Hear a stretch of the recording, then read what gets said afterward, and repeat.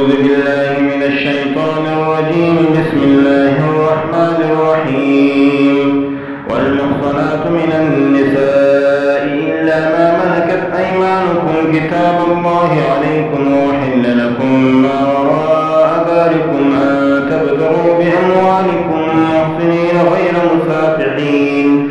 فما استمتعتم به منهن فآتوهن أجورهن فريضة، ولا جناح عليكم فيما تراضيتم به من بعد الفريضة، إن الله كان عليما حكيما. ومن لم يستطع منكم قولا أن ينكح المحصنات المؤمنات فمما ملكت أيمانكم من فتياتكم المؤمنات، والله أعلم بإيمانكم بعضكم من بعض، فانكحوهن بإذن أهلهن وآتوهن أجورهن بالمعروف محصنات غير مسافحات ولا متخذات أخدان، فإذا أحصن فإن أتين بفاحشة فعليهن نصف ما على المحصنات من العذاب، ذلك لمن خشي العنة منكم، وأن تصبروا خير لكم، والله غفور رحيم. يريد الله ليبين لكم ويهديكم سنن الذين من قبلكم ويتوب عليكم، والله عليم حكيم. والله يريد أن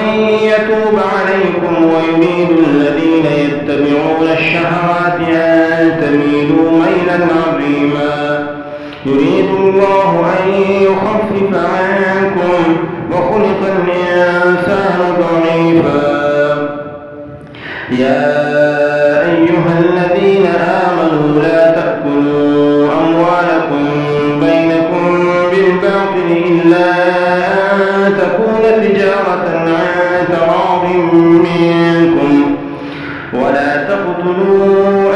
أنفسكم إن الله كان بكم رحيما.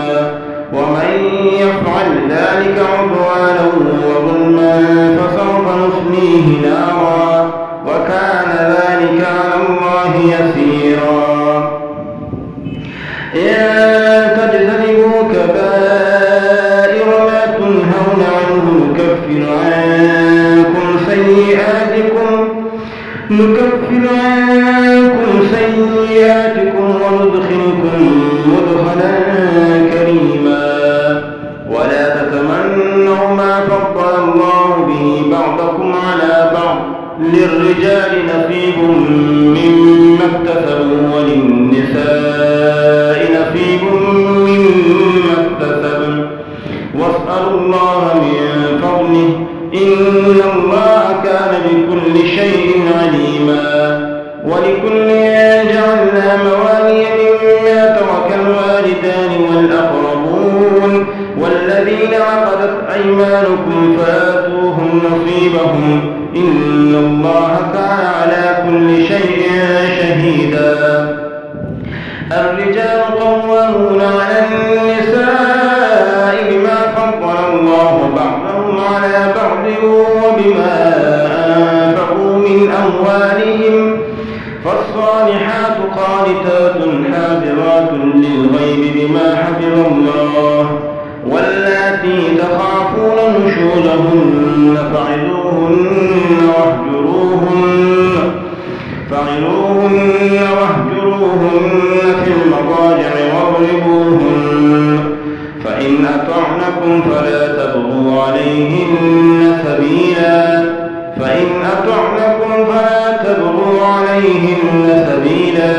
إن الله كان عليا كبيرا. وإن خفتم شقاق بينهما فابعثوا حكما من أهله وحكما من أهلها، إن يريدا إصلاحا يوفق الله بينهما، إن الله كان عليما خبيرا. واعبدوا الله ولا تشركوا به شيئا، وبالوالدين إحسانا، وبذي القربى واليتامى والمساكين والجار ذي القربى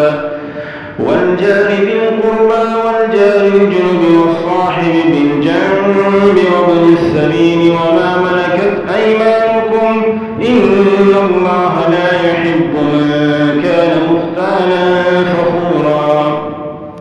الذين يبخلون ويأمرون الناس بالبخل ويكتمون ما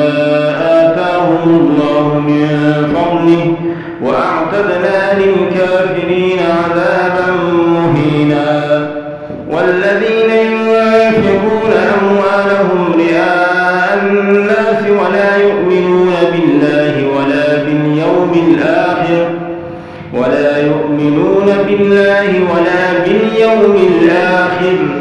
ومن يكن الشيطان له قرينا فساء قرينا وماذا عليهم لو آمنوا بالله واليوم الآخر وأنفقوا مما رزقهم الله وكان الله بهم عليما إن الله لا يظلم مثقال ذرة وإن تك حسنة يضاعفها ويؤت من لدنه أجرا عظيما فكيف إذا جئنا من كل أمة بشهيد وجئنا بك على هؤلاء شهيدا يومئذ يود الذين كفروا وعصوا الرسول لو تسوى بهم الأرض ولا يكتمون الله حديثا يا أيها الذين آمنوا لا تقربوا الصلاة وأنتم سكارى حتى تعلموا ما تقولون ولا جنبا إلا عابري سبيل حتى تغتسلوا وإن كنتم مرضى أو على سفر أو جاء أحد منكم من الغائط أو لامستم النساء فلم تجدوا ماء فتيمموا صعيدا طيبا فامسحوا بوجوهكم وأيديكم إن الله كان عفوا غفورا ألم تر إلى الذين أوتوا نصيبا من الكتاب يشترون الضلالة ويريدون أن تضلوا السبيل والله أعلم بأعدائكم وكفى بالله وليا وكفى بالله نصيرا من الذين هادوا يحرفون الكلم عن مواضعه ويقولون سمعنا وعصينا واسمع غير مسمع وراعنا ليا بألسنتهم وطعنا في الدين ولو أنهم قالوا سمعنا وأطعنا واسمع وانظرنا لكان خيرا لهم وأقوم ولكن لعنهم الله بكفرهم فلا يؤمنون إلا قليلا يا أيها الذين أوتوا الكتاب آمنوا بما نزلنا مصدقا لما معكم من قبل أن نطمس وجوها فنردها على أدبارها أو نلعنهم كما لعنا أصحاب السبت وكان أمر الله مفعولا إن الله لا يغفر أن يشرك به ويغفر ما دون ذلك لمن يشاء ومن يشرك بالله فقد افترى إثما عظيما ألم تر إلى الذين يزكون أنفسهم بل الله يزكي من يشاء ولا يظلمون فتيلا انظر كيف يفترون على الله الكذب وكفى به إثما مبينا ألم تر إلى الذين أوتوا نصيبا من الكتاب يؤمنون بالجبت والطاغوت ويقولون للذين كفروا هؤلاء أهدى من الذين آمنوا سبيلا أولئك الذين لعنهم الله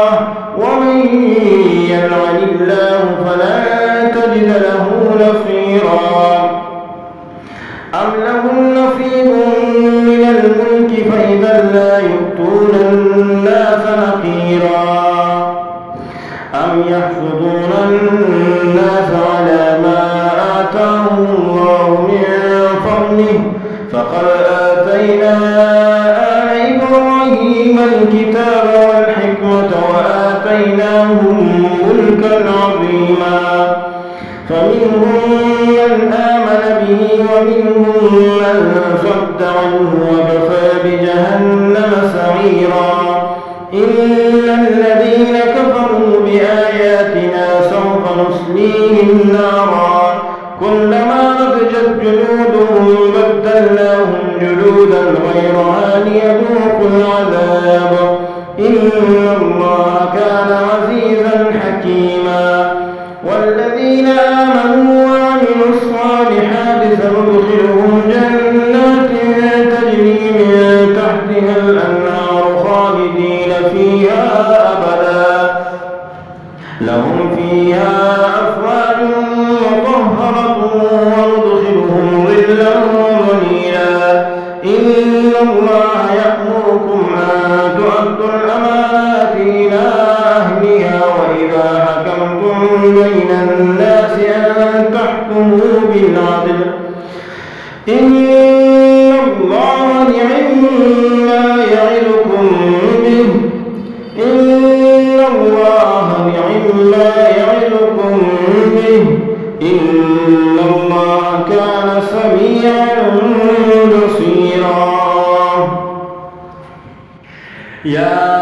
أيها الذين آمنوا أطيعوا الله وأطيعوا الرسول وأولي الأمر منكم فإن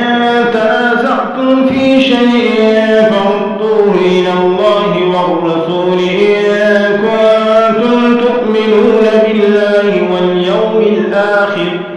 ذلك خير وأحسن تأويلا ألم تر إلى الذين يزعمون أنهم آمنوا بما أنزل إليك وما أنزل من قبلك يريدون أن يتحاكموا إلى الطاغوت وقد أمروا أن يكفروا به ويريد الشيطان أن يضلهم ضلالا بعيدا وإذا قيل لهم تعالوا إلى ما أنزل الله وإلى الرسول رأيت المنافقين يصدون عنك صدودا فكيف إذا أصابتهم مصيبة بما قدمت أيديهم ثم جاءوك يحلفون بالله إن أردنا إلا إحسانا وتوفيقا أولئك الذين يعلم الله ما في قلوبهم فأعرض عنهم وعظهم وقل لهم في أنفسهم قولا بليغا وما أرسلنا من رسول إلا ليطاع بإذن الله ولو أنهم إذ ظلموا أنفسهم جاءوك فاستغفروا الله واستغفر لهم الرسول لوجدوا الله توابا رحيما فلا وربك لا يؤمنون حتى يحكموك فيما شجر بينهم ثم لا يجدوا في أنفسهم حرجا مما قضيت ويسلموا تسليما ولو أنا كتبنا عليهم أن اقتلوا أنفسكم أو اخرجوا من دياركم ما فعلوه إلا قليل منهم ولو أنهم فعلوا ما يوعظون به لكان خيرا لهم وأشد تثبيتا وإذا لآتيناهم من لدنا أجرا عظيما ولهديناهم صراطا مستقيما ومن يطع الله والرسول فأولئك مع الذين أنعم الله عليهم من النبيين والصديقين والشهداء والصالحين وحسن أولئك رفيقا ذلك الفضل من الله وكفى بالله عليما يا أيها الذين آمنوا خذوا حذركم فانفروا ثبات أو انفروا جميعا وإن منكم لمن ليبطئن فإن أصابتكم مصيبة قال قد أنعم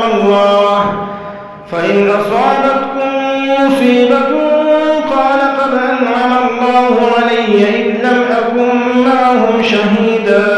ولئن أصابكم فضل من الله ليقولن كأن لم تكن بينكم وبينه مودة يا ليتني كنت معهم فأفوز فوزا عظيما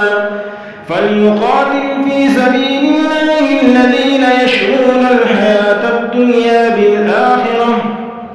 ومن يقاتل في سبيل الله فيقتل أو يغلب فسوف نؤتيه أجرا عظيما وما لكم لا تقاتلون في سبيل الله والمستضعفين من الرجال والنساء والولدان الذين يقولون ربنا أخرجنا من هذه القرية الظالم أهلها واجعل لنا من لدنك وليا واجعل لنا من لدنك نصيرا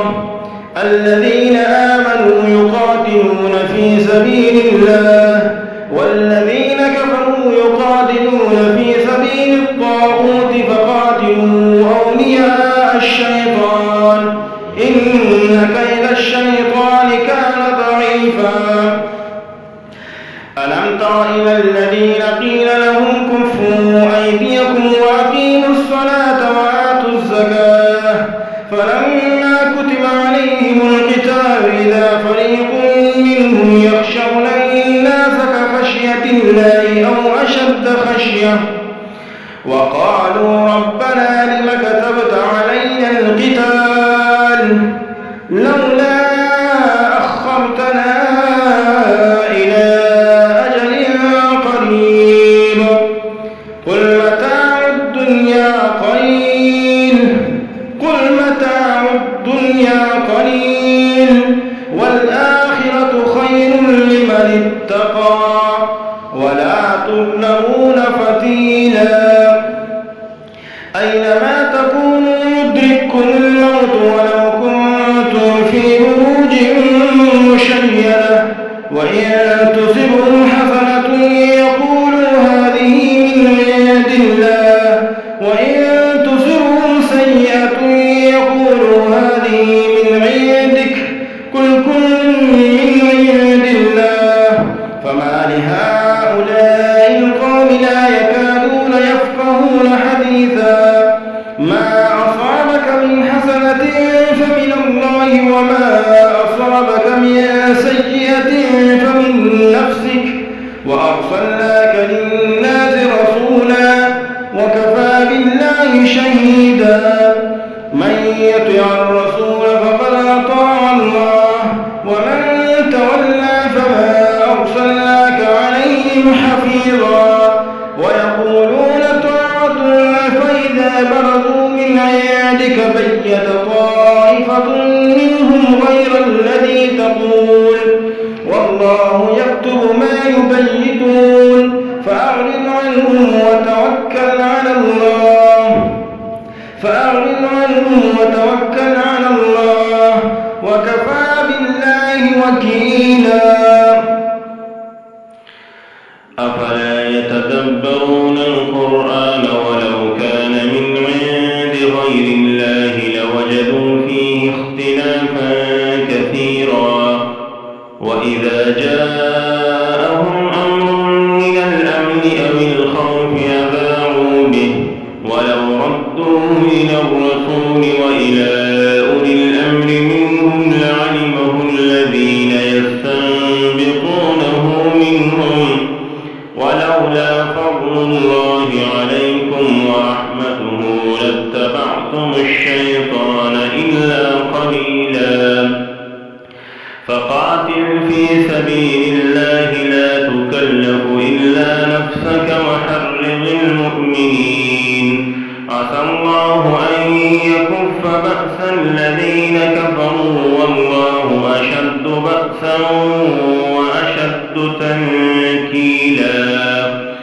من يشفع شفاعة حسنة يكن له نصيب منها ومن يشفع شفاعة سيئة يكن له كفل منها وكان الله على كل شيء مقيتا.